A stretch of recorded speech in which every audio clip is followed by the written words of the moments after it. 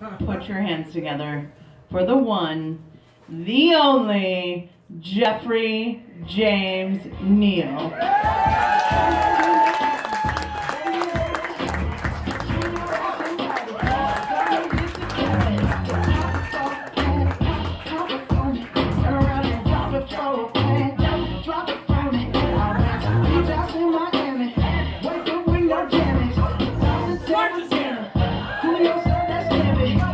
Crystal and her gorgeous hair! Yeah!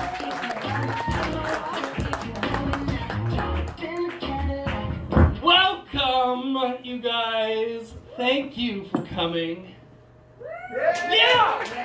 Yeah! I was gonna come. We have a new floor, which is exciting. I was like, I didn't know I was gonna have the ballet floor. So I didn't practice for you guys.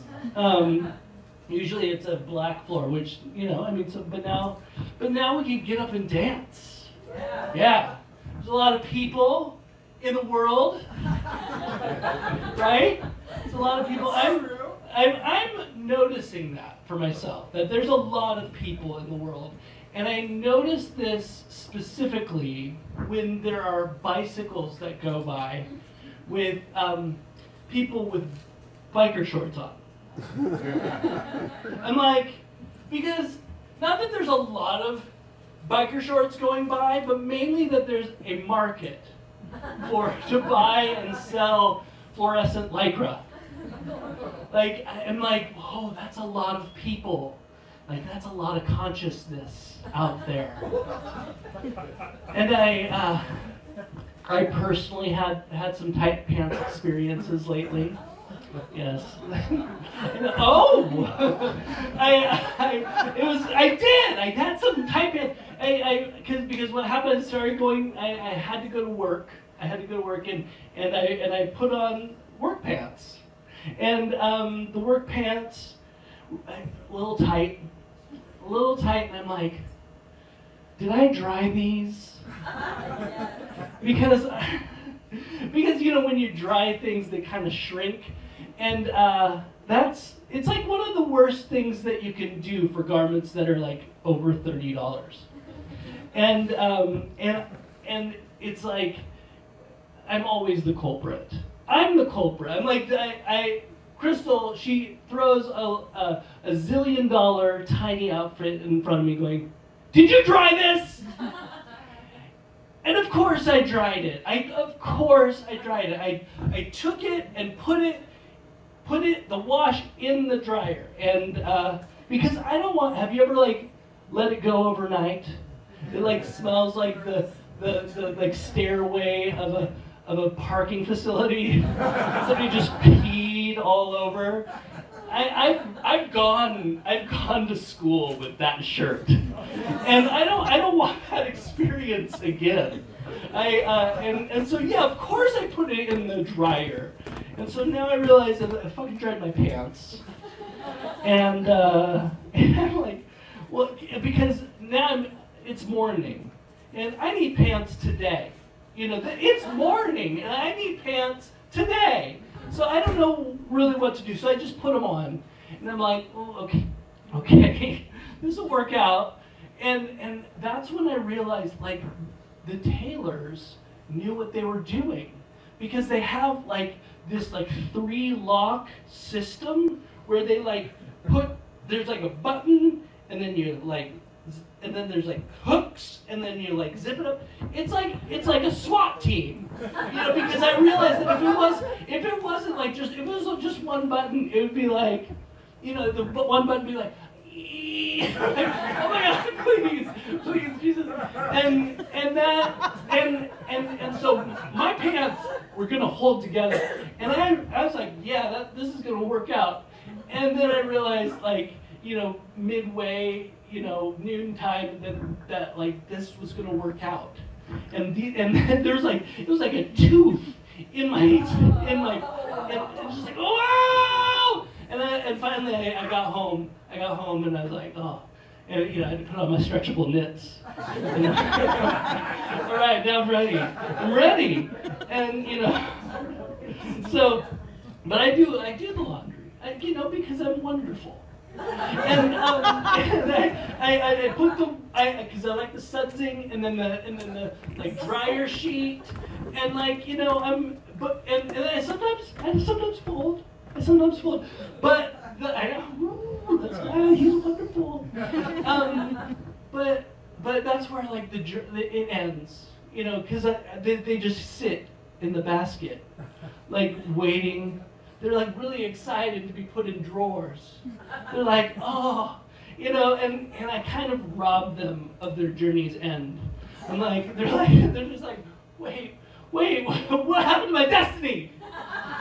And so because they don't, they just sit there in their basket, and so that's my new drawer, and so I like, you know, I'm rummaging through it in my haste to get underwear. And sure enough, like in my haste, it goes out of the basket, and I'm like, oh, well that's now dirty. And I kind of think that there's like a time limit, like you know, the clothes that just like sit there, they kind of you know, they go sour. Like it just like sometimes I just am like, well, these have been gone a week. I might as well just put them back in the wash, you know. But socks are a different story for me, because socks, I feel like, you know, you can wear them, and then as they're cast aside for a little while, like about 5 to 8 days, you can wear them again. Because like the stink and the sweat has like dissipated. It's like, you know, and you could like turn them inside out and have the heel right here. You know, and mainly restock opportunities happen to me because, you know, I realize that, you know, it's morning and I don't have socks. So, you know, and I realize there's a priority to socks. There's like new socks, clean socks, 5-day rested socks. You know, and I think it's good to realize that, like, the idea, you know, of you leave clothes out for a week, they get dirty, same week, socks, clean. You know, that's good. I like that. No. No. Oh, but and then sometimes you just destroy socks, and you're like, I'm ready for some flip-flops. And I've noticed there's somebody that I know that wears flip-flops too much. Have you ever seen that? Know these people? I have a test for these people. Because what happens is you're like, oh, you wear flip-flops all the time. And I was like, I found out that they're very particular about vernacular. And I'm like, what do you mean? And I'm like, okay, this is the test. You go, I'm going down to California, and I'm going to wear some thongs. And they're like, you mean flip-flops? And I like that. I think that's a good idea because, like, I like when people talk to me in a condescending fashion using the word flip-flop.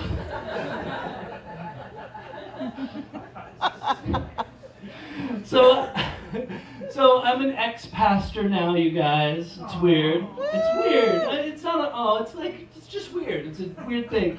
And I've noticed that, like, as that happens, that, like, my altruism is beginning to just dry up. Like, right, I know, I'm just, like, the well is getting a little bit further from me. And I know this because I'm like, I was on the sidewalk, and I heard this sound. It's like, and I'm like, oh man, what is that sound? And I see a car coming, and I'm like, what? And I was like, oh, it's a flat tire. And like my initial reaction is, it's time for me to go inside. And the reason why I'm not gonna be any help to this person that is like, you know, like, well, I don't know how to change a tire. You know, this isn't help. This is just awkward. And so I'm like, I better go inside. And yeah, so and as I get further away from the leadership of the church, I'm learning that I'm becoming Catholic. And this is interesting. I know it's very, people are like, what? That's not funny at all. But the thing is, my daughter, she is in Catholic school. And so I'm like, well, I better get ahead of this a little bit, see what she's about to participate in. And so I creep into Catholic classes, and because the thing is, she's ready. It's second grade, and this is when like she wants to learn how to take the bread and the wine, the communion. And I'm like, okay, well, let me see what that means and what that is and what that, all this. Because she's now coming home with questions. And I'm like, okay, well, what are your questions? And she's like, what's the difference between a venial sin and a mortal sin? And I'm like, I didn't know there were two sins. I'm like, I don't know. And so I immediately go to Google, and she's like, and I'm like, oh, okay. And like, venial is like white lie, and mortal is like, well, it's a disaster. And my daughter is like saying, well, I'm wondering if you could give me an example of a mortal sin. And I'm like, I really don't want to do that. And she's like, well, can you just try? And I'm like, okay, say I went to Cambodia and I got a massage and I came back with chlamydia. That would be a mortal sin. And she's like, so it's what happens when you do a lot of idiots? I'm like, yes, that's it. So I have no help. And I'm trying to figure out, well, okay, so what's happened is I then go to these parent classes. And this is like the parent classes they're more like group therapy, but not for me, but for the Catholics, because they're like exposing what happened to them as children and everything like that. And it's not what you would think. It's not what you would think. They're like, yeah, and then as a little Catholic, I had all of these evangelicals coming at me, and they were like, you worship Mary! And I was like, well, don't you? They're like, no! And I'm like, not even a little? I mean, because like that's Mary right there on the wall. And it's like Mother of God. Like, you're not even a little? And that wasn't really the right question to ask in that session. But I think that we all have that, yeah, of course God's there, but we all have that, whatever that is, like mine is of course God, right? But then there's what you guys think of me, worship that, right? So hopefully you like me. So I noticed that I like movies a lot, you guys. It's like shifting, whoa. I like movies, mainly because I like to sleep. I love to just turn down the volume a little bit, so there's just no surprises. And then just it's so soothing, and some people, they're like, do you like indie movies? And I'm like, yes, for sleeping. Because they don't have that CGI and the, just crazy soundtrack that is just and enough plot line that you're like, oh, I could follow this, but I just don't care. And I'm just not into the big theaters with the upright chairs and the paying attention, I'm more into the prone pillow option. And it's awesome because Crystal, she comes back and she's like, I have flowers from Britain, some sort of thing that she got from a film festival. And I'm like, yes, I love it, because they have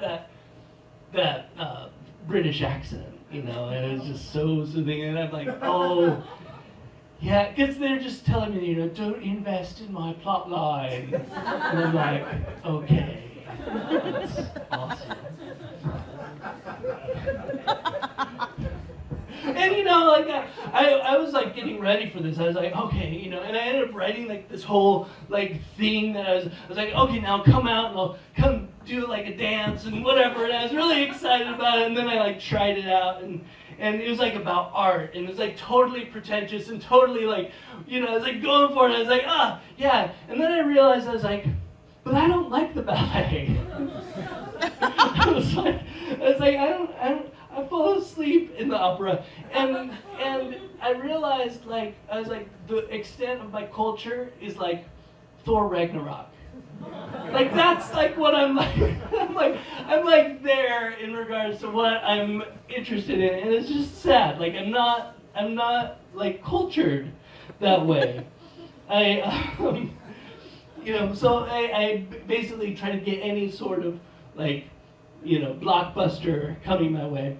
And I do that. I don't know if you guys do Redbox. Do you guys do Redbox? Oh, yes.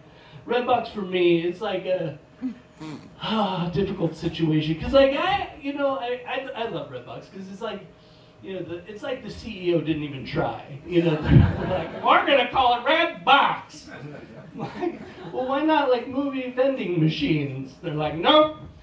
It's you know, it's. I like the color red. It's a box, and I got the URL cheap from a porno site. Good job, everybody. Let's go. You know, and you know the price of entertainment. Entertainment has its price, and the price of a red box is about like $1 for to like have the joy of standing in the parking lot of Walgreens.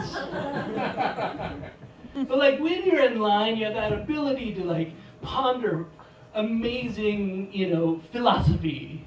Like, you know, what makes a jerk? You're like, that guy. No, I mean, like, you know, it's like the guy that wears sunglasses inside. Or like, you know, that dude with like the jeans with the butt flourish. That guy. You know, but Redbox, it has its own set of jerks. Like if you're at the kiosk and there's somebody behind you, if you haven't gone like, if you go more than 3 minutes, you become a little bit of a douchebag. And so there was a nice summer morning, or summer evening, when I had a Redbox, and there I was behind this nice lady, and this lady was behind a douchebag. and we found out that he was kind of a douchebag when she asked him nicely, excuse me, can I look at your screen and see if it has my movie? Because if it doesn't, I'd like to get out of here. And this was like an appropriate response because we had already seen him go through the alphabet for the 4th time. And so this statement went out, and he's like, I don't see there being a time limit on this machine anywhere. Right. And we're like, whoa. And I'm thinking the woman's like, you know, whoa, like me. But she's like, there is no need to raise your voice at me. And I'm like, oh, she's a mom. So, and he's unfazed because he goes, well, in that case, I'm going to go right back to the beginning again. And that was something, like, I don't really welcome uncontrollable adrenaline. Mainly because I don't like get cool and slug somebody. Like, I just get weird. Like slapping the shit out of whatever's in front of me while crying weird. Like, I basically, like, I become, like, B. Arthur and cry. That's what happens. And nobody wants that. Nobody wants that. And so this statement of I'm going to go back to the beginning, I feel this, I don't know what to do. And so I begin, I step over the waiting in line, and I begin to enter his personal Redbox space. And I'm not gonna fight. What I'm gonna do is I'm gonna press his screen. I'm gonna start going, oh, you should try this one. This one's a good movie. And you know what? You should try the new releases. And because that is one of the weirdest things ever, he steps back. And you would think that I would stop, right? Not Mr. Bananas. No, I begin selecting things on his chest. Oh, and you should try this, and you should try that. Like his nipples are the kiosks. And his belly button's the dispensary. And so while I'm playing poke chase with this guy, I see in the corner of my eye, the nice lady, she goes and rents her movie. And I'm like, good for you! Yeah! And then, you know, as the movie is sliding out the little slot, I started thinking to myself, I'm alone with a man that I am poking, that, you know, and I started rethinking why I'm there, because really I was there to just get my movie back. I was just trying to get $1 back. And so as this woman starts to walk away, I start walking away as well. I'm like, but I assure myself up before that, I say, the next time you want to take people's politeness for ransom, you remember this poking. And I ran like hell.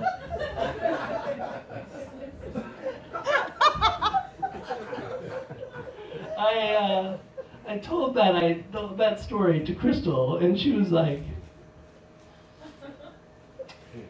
I love you, but the next time you do that, I will kill you. So I'm no longer allowed to do Redbox anymore.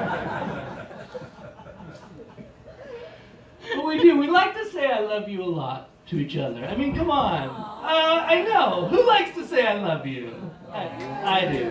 I know there's love in the air tonight. I feel it. And like, you know, we do. And the more you say it, the more you like realize that there's more to it. You know, it just gets richer. There's like a, you know, and I've started to realize that you can start to decode certain things that are being said in the words I love you. Like, for instance, yeah, because it can mean so much more. Like for instance, you know, it says, I love you, can sometimes mean, don't touch me, I'm too hot. Or, I love you, can mean, you just made a request and it's dumb. My favorite is I love you, which means, no, I will not do that shit. And we love to, you know, say I love you, and what I've noticed is that I'm like really good at it, and I forget that other people don't speak the language. And I was at work, and there's somebody that was asking me, you know, something that I needed to do that was stupid for a client. And my reaction was, I love you, which meant that's a stupid thing to do for a client. And you would think that they would understand. Awkward! You know, just was like, oh, you know, we've been working together for a long time. You'd think that there was that connection. Like, you love me? I'm like, oh, I mean, why? I mean, that was a stupid thing for, never mind. I think there was one thing that was more awkward in our relationship, and it was like when in my work relationship when I was starting to do I was still a minister at the time, and then I just ended my phone call meeting with "In Jesus' name, Amen." I was like, thank you everybody for such a wonderful meeting. I loved it. It's awesome. In Jesus' name, Amen. They're like, what? I'm like, I love you.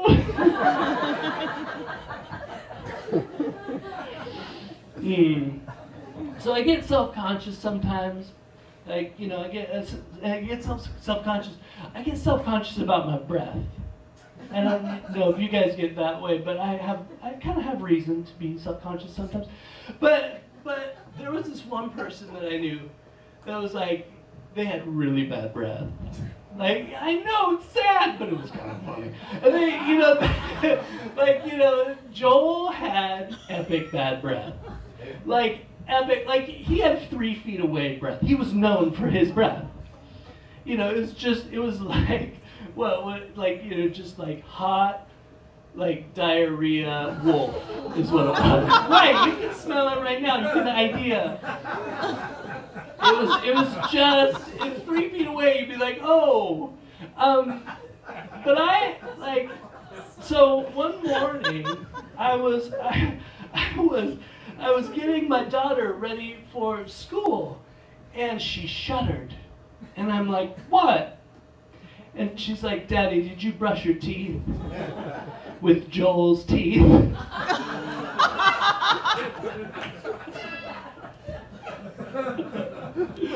So I live in a household where I am inadequate and have a bad self-image. But so that means, like, sometimes that means I need to, like, teach lessons because I need to be right about something, and I want to teach somebody a lesson about that. You know, I want to say how wrong they are. And sometimes, like, that happens. One time my wife was recipient of that experience where I was so telling her how awesomely I was right on something and how wrong she was. And she, like, stared directly at my soul and said, how does it feel to be right? And I'm like, you know, because I was like, I had so much self-importance, and it was just karate chopped from underneath me with that statement. Just, you know, not very good. Not very good. Like, it was like somebody asked me at 7 years old, how does it feel to be caught lying? And I'm like, not very good. Not very good. I've noticed that telling my wife that I'm right is a lot like telling my wife that I'm a prick. Like, it might be accurate, but it's certainly unnecessary. And then there was this, like, one time where there's this one time that it was coming back to me. Like, she was saying how right she was on something, and I was like, oh, I know how this works. I know how this works. How does it feel to be right? And I thought I got it. And she again stared directly at my soul and said, pretty damn good. Not very good. Not very good. So I am a father. Give it up for fatherhood. Yeah! That's how you guys see it. You just need to stand up and go, yeah. But I've noticed there are certain things that my daughter, like, brings out that, like, all of a sudden, like, I'm like, oh, really? Do we have to do that? Like, it's like, I just had a wonderful sleep, and then she's like, let's do bubbles, and I'm like, oh, no. No. Because, like, bubbles are exhausting. Like, she can, like, play and pop and run after bubbles for hours, and I'm like, I can do it for 5 minutes, you know, because one of the things, I can't handle the wet hand, the wet dipping hand. And then I usually, like, find the worst bubbles ever. Like, they're like the 3 bubble blow. You're just like, oh, everybody's, like, disappointed. But I was like, did you read the directions? Did you read the directions? But, like, there's another thing that's, like, so, like, it's exhausting. You know, we go to the park. She loves the swings. But that means she's like, Daddy, do underdog. I'm like, oh, God, no, the underdog. And, you know, if you don't know what underdog is, it's like the most advanced level of swing push. Because what you do is you go under the dog. It's like, I mean, it's pretty much the crack of the playground. If they find out you do underdog, it's like swing infestation. They're like, he does underdog, he does underdog! I'm like, and you have to really quickly learn underdog boundaries. You're like, I'm getting low in my inventory. 3 more underdog and then I'm done. I noticed that like certain people, again, I get so tired. We're going to the park and then I just get depressed and I get, and I start just looking at things and being all morose and I'm like, the park. I mean, that's like, I need to look on my phone because I'm at the park. I can't believe, and I'm like, oh, look at these weeds. And like, this is a magical place for my daughter. She's like, it's magic. She's like, no, clover. And I'm like, no, look, it's about to rain. And she's like, oh, look, yonder, there's a rainbow. I'm like, oh, damn it, don't look at these people. They're like grinding in the middle of the park, just like, I don't like it. And she's like, Daddy, look, they're tasting each other's mouth flavors. And look, Daddy, none of them have Joel breath.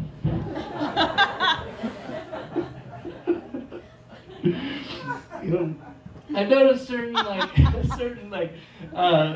mothers and certain fathers, they like to parent with decibels at the park. They're like, Aiden, include your brother. They're just like, they don't want to like communicate. They just want to, Aiden. And Aiden, because like every Portland son is named Aiden right now. But they're like, 5 more minutes. And I learn from them because there's an ability, there's a need to get somebody ready to leave because, the park is a magical place and you need to have like proper, like, ability to grieve. and I find that 5-minute boundary is very good, like 5 more minutes. And that's when she flips the fuck out. Because that's like the shock and denial part. And then there's like the anger and bargaining, and she's like, 2 more minutes, 2 more minutes! And then like the end result is like the depression and loneliness. And and that's when I just scoop her up off of the bark chips. Like, have you ever like picked up a boneless person? You're like that's what depression, just like, oh. It's but she's not gonna be there for long because it's Christmas time, right? Are you guys ready for Christmas? Woo! Christmas! She's excited. She's gonna be like asking for Barbie probably this year again, and people like, and that some parents make me, let me know that makes me a bad father. That they want Barbie, but I tell them I choose my battles. Because you may not know this, but like within every Toys R Us, there is a silent war that is going on. And like, there's sanctions that are being dealt to children, there's like, negotiations, and then there's these battles that happen, like, in the pink aisle of Barbie, just a battle that's going on. I want this one and I want that one, and I realize that like, though I have lost the battle of Barbie, I will not lose the war against the Bratz dolls. I will be the victor in that one. But she's gonna probably ask for Barbie, and like it's this year it's probably like eye doctor Barbie, and that's gonna be like because like Ken needs some glasses now.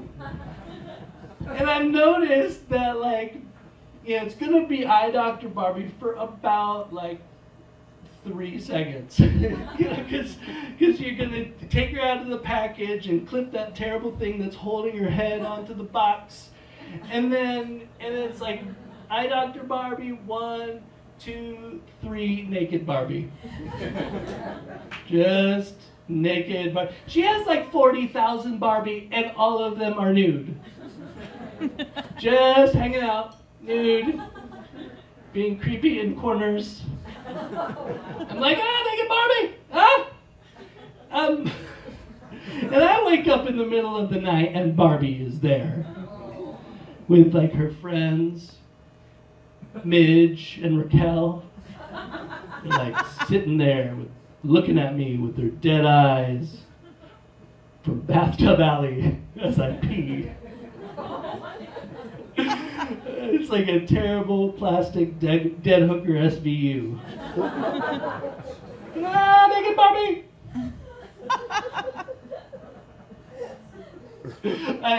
One thing worse than naked Barbie, it's Barbie shoes. Have you ever had Barbie shoes? These are like Barbie shoes. Like, it's okay she's naked in the corner, but God forbid, Daddy, she needs to be wearing these tiny little plastic things that you can never find, and she can never keep on. Like stepping around.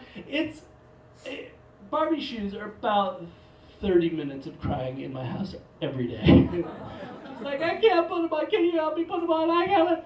And like, they have probably like polar opposite magnets on them, so they could just shoot off Barbie's tootsies. It's awful. So I am not a fan of Barbie shoes. But you know, so Star Wars is coming out. Getting ready? Everybody getting ready? Star Wars. Which means for me that I need to get new Band-Aids. Because like, it's not like I don't have Band-Aids, it's just I know Star Wars Band-Aids will be trending. We have like this past log of past Band-Aid fashion. Because my daughter, she loves the Band-Aids. She loves Band-Aids, and I want to curb it with safety. I want to be like, be careful. But it's too late. It's too late. She's like, I scraped my knee. Can I have a Band-Aid? And I want to withhold basic first aid. I'm like, I don't want her to be a cutter because of Band-Aid art.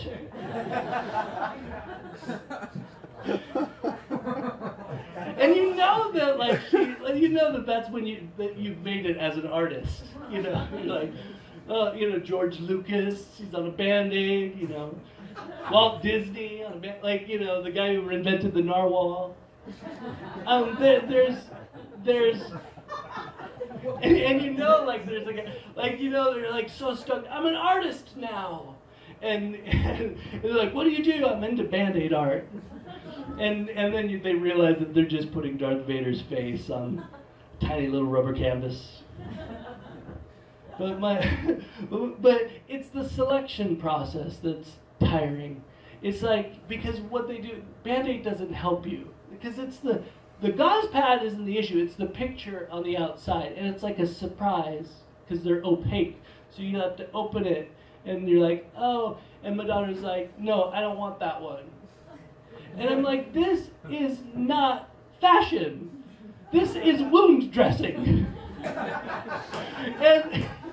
and she's like, Daddy, Darth Vader freaks me out, scares me. I'm like, okay, we'll do this one. No, stormtroopers are bad guys. And like, I go through the entire, like, half the canister because, like, as she's bleeding out, like, no, Daddy, no. And then finally, I think I'm going to syndicate the whole process on her YouTube channel called Say Yes to the Band-Aid. I think this is the one. Like, it's so worth it. But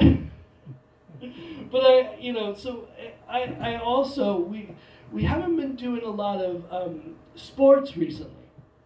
And I think that's because of my fault. Because I got too excited.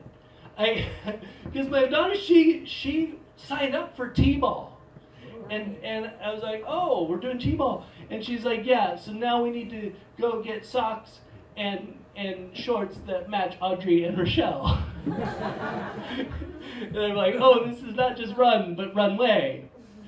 And we go, and T-ball is a crazy thing because nobody knows what they're doing and nobody wins. And I get to pay for the fashion, so nobody wins. And I'm just ready for the crying to happen. That's all really what I'm ready for. And so we go, and it's an all-girls team, and they're playing against all-boys team.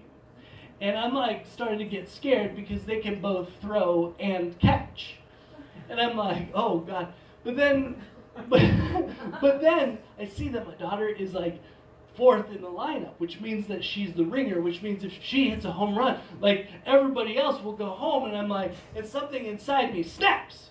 I'm like, I start rummaging through like a duffel bag looking for team colors, and I put on a hat and I go out to like second base so that I could like begin yelling at children. Go!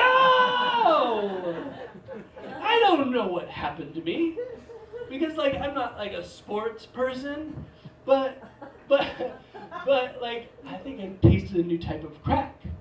It's like called Little League Dad. And I could see how that could, put you over the edge, because I remember my coach when I was 8, like Jeff Grimm's dad. I remember the anger and the frustrated yelling. Like I remember it, and I remember thinking to myself as an 8-year-old, I was like, "Pump the brakes, Jeff Grimm's dad. Pump the brakes. Why the fury when there are so many beautiful dandelions about?" Because I would do that. I would just pick dandelions because I was like a defender in the best soccer team, and I'd be like, "Oh, cool. There's nothing to do over here." And so I realized that like I could see how you could go over the edge a little bit, because I was having a hard time trying to figure out like things to 2, 4, 6, 8 appreciate. Other than the destruction of the other team, the alligators. And but my coach, he brought us together. He brought us down and said, "Hey, you guys, good job. I want to let you know that you did all 4 things that you did. You did the hitting, the running, the throwing, the catching. And I want to also tell you another thing, that, the all-boys team, the alligators, little Aiden Red over there, he was the first one to start crying. Woo! Good game. Yeah, so I don't know if it's my fault that we're not doing sports very much anymore. But like as a dad, like I started realizing that like it just changes you. Fatherhood changes you. Like from year 1 to like year 6, it changes you into just white trash. Is really what it does. Like, because you just can't get in front of the mess. It's just like they're like at 4 o'clock, just freight train through the house. There's no qualms. And then, like, I decided to get ahead of it a little bit by just posting on my door a permanent apology. Permanent apology that says, "I'm sorry, Geoff isn't like this on the inside." Like, he likes art. And, I mean, maybe Thor Ragnarok. But wine. He likes wine. So just, when you come inside and are stepping on naked Barbie, just remember that. It's not him on the inside. But I've realized that, like, as a dad, I just decided to shut down my opinions. My opinions, I can shut them down like no other. I'm like so good at shutting down my opinion. Like, I used to have like musical preference. Like I was like, oh, I don't like Led Zeppelin. Too tinny of songs, and the guitar, and then maybe I like Fool in the Rain, but and now I'm like okay with Chipmunks. I'm like, because they like cover Beyonce and like, amazing hits like Witch Doctor. Yeah. I just have learned like I just have a tolerance for like my opinion to be just nothing. Like I have like an Amsterdam tolerance policy. I learned this. We went over to Amsterdam and they're like, I guess, you know, there was a church that came over there at some point, and I guess they were dogmatic or something, and they're like, we tolerate your religion, but we just don't tolerate steeple. Like, we don't want to see steeple, we don't want to see stained glass, we'll see pub. Like, we will wrap pub around your steeple. So no churches with steeples in Amsterdam. And it was just, I just realized that, you know, I can just shut it all down and realize, oh, okay, it's all gonna be okay. I know, it's sad. It's not happy. It's just but we did go to Europe. It was really awesome. I realized that, like, as you go there, like, it brings out, like, who you really are. Like, and I've realized that I'm not photo dude. Like, have you ever, like, the photo books, you know, the photo travel books? I am not photo dude. Like, cause photo dude goes into, like, a steepleless, like, pub and like makes 75 new friends. And I, like, went into a pub and I drank. Like, that's what happened. And I photo dude, he like, there's a new language. And I realized that, like, he's like, oh, you know, a new way to express myself. And I, like, experience a new language, and I, like, my brain just freezes over. I'm like, oh, like, we went to Paris, and I wanted to say hello so badly. I just wanted to, and I realized that there was, like, a 17-second delay for me to, like, try to remember hello, you know, because I'm like, oh God, what's the first part of that Beauty and the Beast song?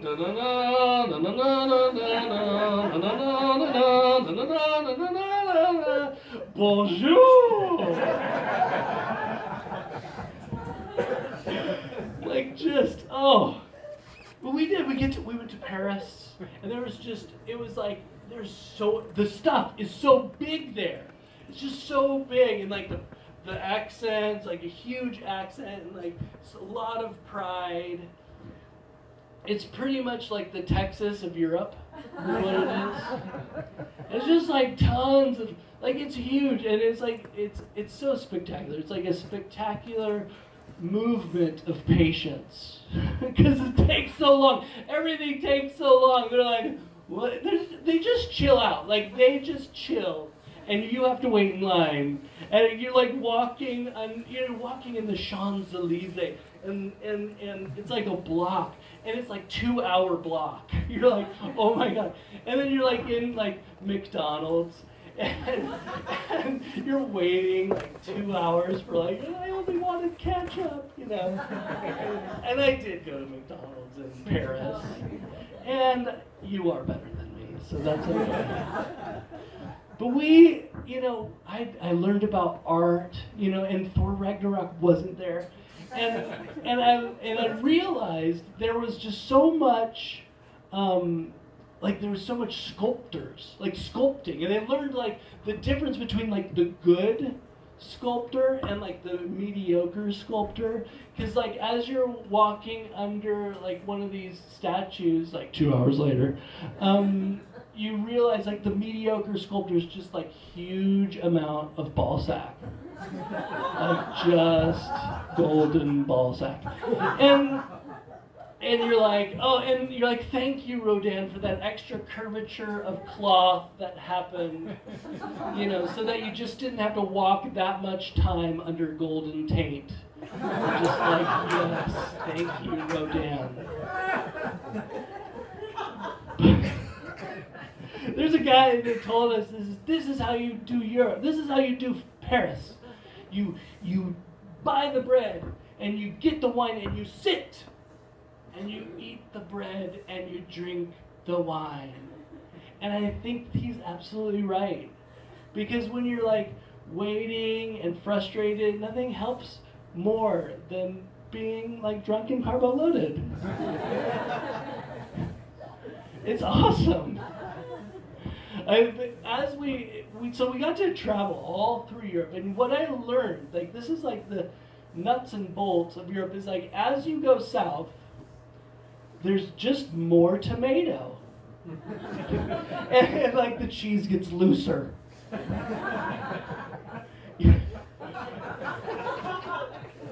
It's just good to know these things. You're like, oh, I'm gonna get, and then you're like, so we got to have this wonderful experience. We went to London, and we went. I want you guys all to do this when you're there. If you go there, do high tea because it's awesome. Do a high tea, and it, I mean, not the tea is awesome, like because nothing named Earl Grey can be awesome, but the experience of high tea is awesome because it's like it's like, well, you know, I thought it was going to be hoity-toity, like, you know, just really hoity-toity, and then I had to go to McDonald's later, you know, and I did go to McDonald's, but not later, and you are better than me, so, but you go, and it's all you can eat, and it's like, oh my gosh,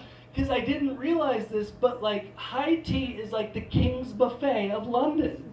Like we just kept getting like more and more plates. We're like, yes, you know, and just top tier, please. And so that was awesome. So gotta do that. Awesome. So I noticed this as we were going. Like I realized, like when we were in London, I was just like, oh my goodness, like they talk like that.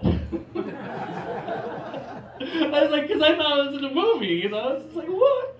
And you know, you go to Paris, you're like, oh my gosh, that's the way they talk. And I was thinking, you know, if Europeans come here, like, am I like the cultural cliche? You know, they're like, oh, he's gonna say it. He's gonna say it. I was like, I went to Starbucks. And they're like, yes. They're like, what did you do last Thursday? Well, I had Thanksgiving dinner with turkey. And they're like, yeah, it's so funny. But I'm okay being the cultural cliche. I'm okay being the Portlander, you know, because I'm sixth generation Portlander. I don't know if you know that. My, you know, I think the crowning jewel of our family right now is that, like, my sister was Rose Queen twice. Like she was the 11-year-old and the 18-year-old Rose Queen. And like that's like not some. I was thinking about this. Like, can you be queen twice, or is it like Narnia? Like once a queen, always a queen. But like I just remember growing up. Like that was like the breaking of the ice towards me. You know, it was like, oh, your sister's the queen. Does that make you the Prince of Portlandia? And I would just be like, ah, like, no, it fucking makes me a duke.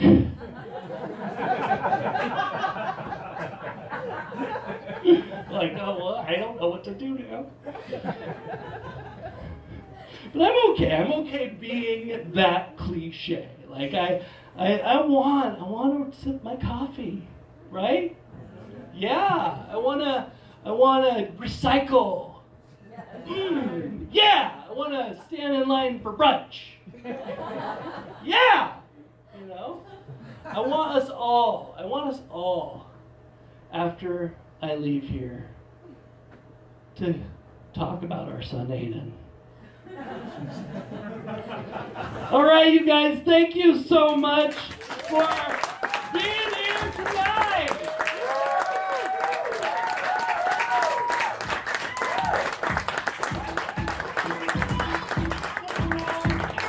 A little chipmunks for you.